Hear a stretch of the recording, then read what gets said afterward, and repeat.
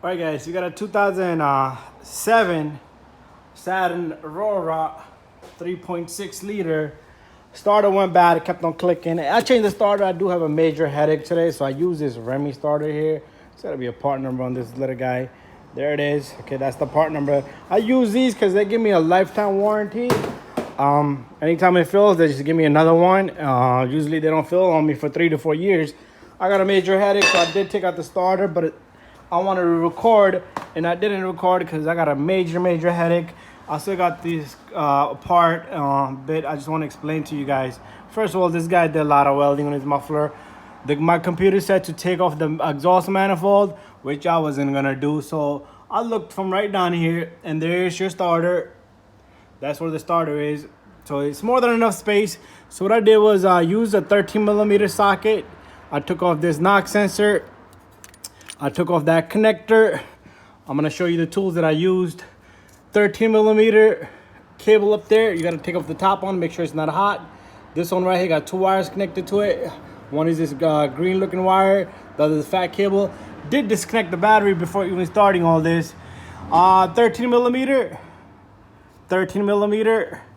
and that starter I use what you call it, pry bar. And I put the pry bar right into this slot right here, and I pushed the starter. I banged it a bit, and it just came right out. Then it slipped back and this way. So it slipped back this way first. It came down this way. From here, it just came down straight here. I backed it up, and then I slipped it down this way, and the starter was a 20-minute job. So let's talk about these tools. So you're going to be taking off the connector here and the 13mm, okay? The connector, what you do is you push up on it, and I pulled it off with that. You gotta have to squeeze it somehow to get it in there, but it's hard tough. I use this little guy, so you could use a flathead screwdriver.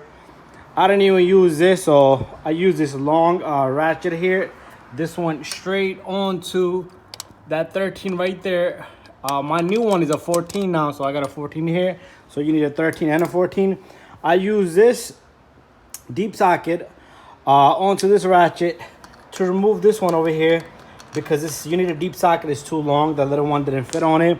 Use long extensions with the swivel head, 13mm.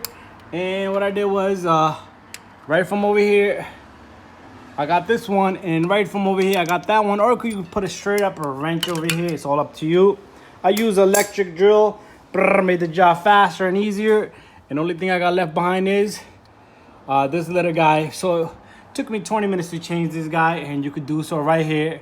Right, it's right under the car, right from over here. If you're looking at this is the front plate, and you go right under it, right over here, okay?